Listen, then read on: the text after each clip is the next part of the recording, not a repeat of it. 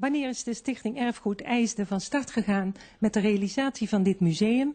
En wat wilt u eigenlijk met het museum illustreren?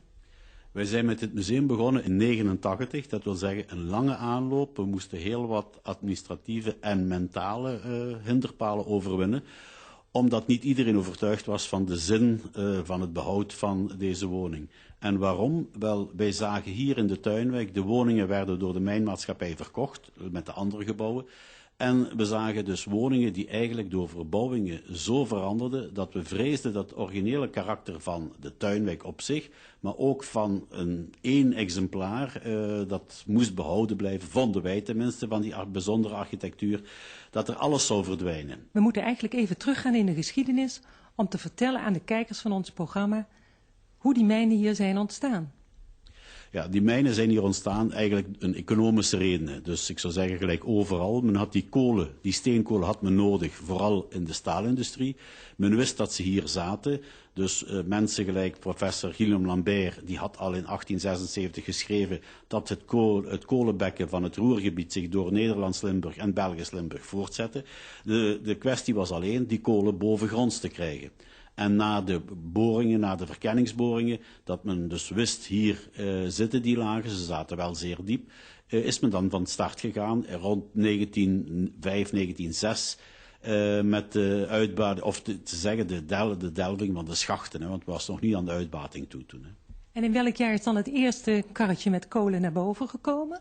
Dat is hier in Belgisch-Limburg, of in België in het algemeen, dateert men de start van een koolmijn bij de eerste kolen die naar een klant vertrekken. Dus men heeft al eerder kolen bovengehaald. Hier is dat dus in september 1922 geweest. En toen was de realisatie van deze wijk er ook al? Of zijn eerst toen de woningen gebouwd? Men is met de bouw van de woningen begonnen in 1909, 1910. Maar 1910, 11 heeft men al 55 tweewoonsen, dus 110 woningen. 4 ingenieursvilla's, de directeurswoning en dan al bepaalde gebouwen, mijngebouwen waren dus ook al gerealiseerd. Deze wijk is op een bepaald plan gerealiseerd, een Engels plan. Zou u daar de kijkers wat meer over kunnen vertellen?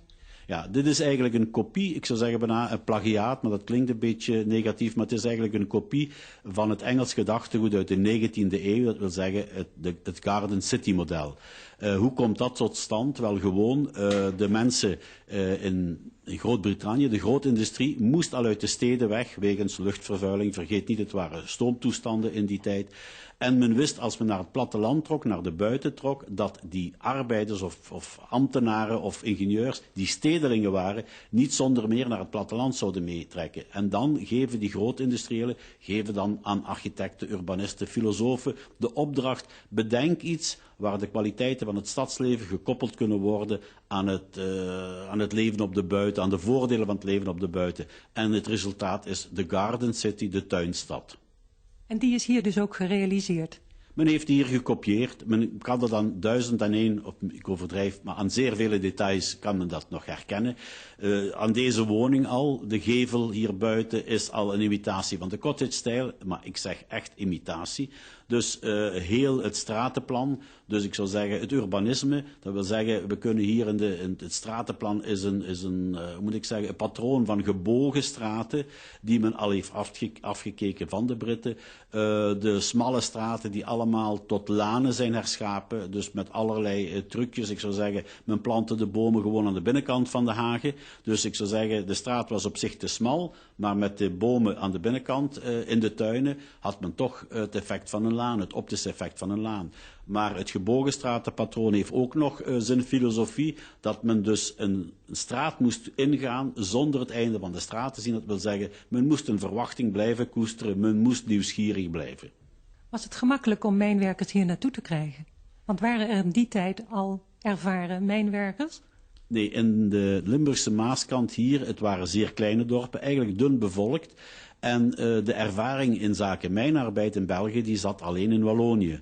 En men moest dus de Walen naar hier halen, dus de mensen met ervaring. Dat wil zeggen, de investeerders kwamen uit de grote steden, Luik en zo verder, maar vooral wat IJsden aangaat, en Beringen ook, uit Noord-Frankrijk. Dus de staalindustrie gaat hier investeren omdat zij die kolen nodig hebben. En dat maakt dat wij dus de eerste arbeiders, ingenieurs en zo verder, waren Franstaligen, dus uit Wallonië, Noord-Frankrijk, die hier aankomen. Maar uiteraard, die reserve raakt ook uitgeput, want de mijnen in Wallonië hebben hun mensen ook nodig. Hè. En dan gaat men vanaf 1919, stuurt men eigen mensen op pad.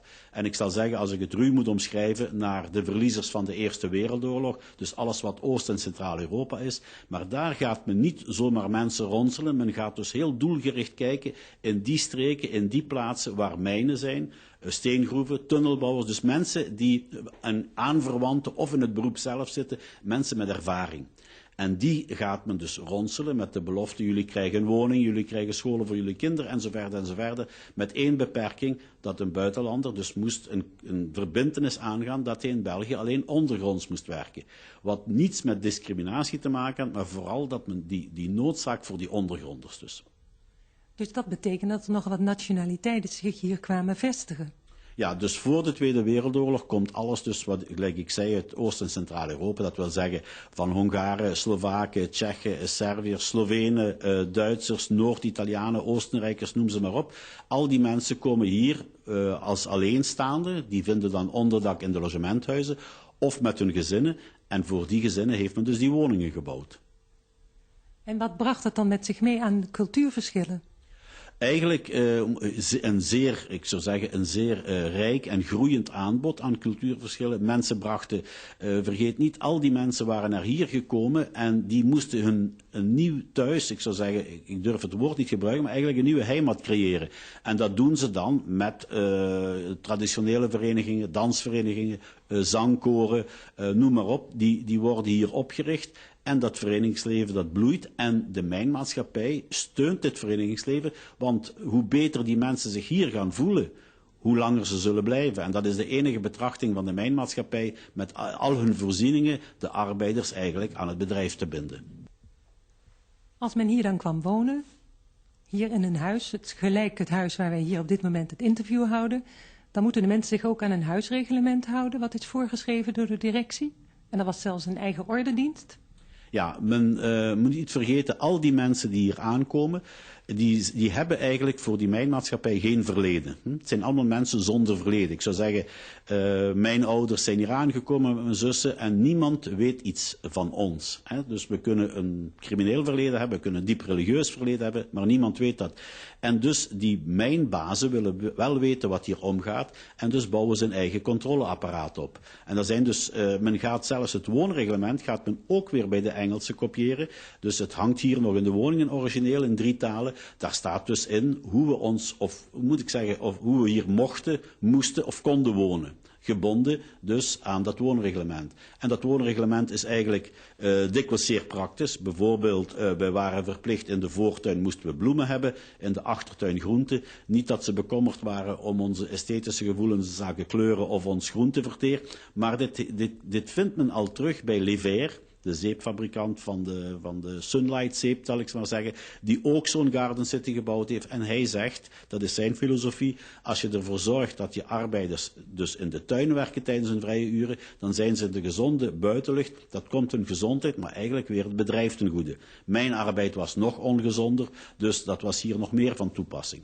Alleen, dit was de theorie, de praktijk was dat de vrouwen in de tuin werkten natuurlijk. Hè. Maar dit woonreglement, daar wordt dus op toegezien. En daarvoor dient dat controleapparaat in de persoon van de gardes, gelijk we het noemen, eigenlijk bedrijfspolitie. Mensen die rondfietsten, die alles in de gaten hielden, die alles noteerden ook. Dus ook als wij kattenkwaad uitstaken en je werd door zo iemand betrapt, dan kreeg je de rekening meestal pas gepresenteerd als je vader zijn loon ging halen, want dan stond die afhouding op zijn loonbriefje. Dus wij konden met 14 dagen vertraging nog een pak slaag krijgen. Dus als pa op zijn loonbriefje zag dat wij iets hadden uitgespookt.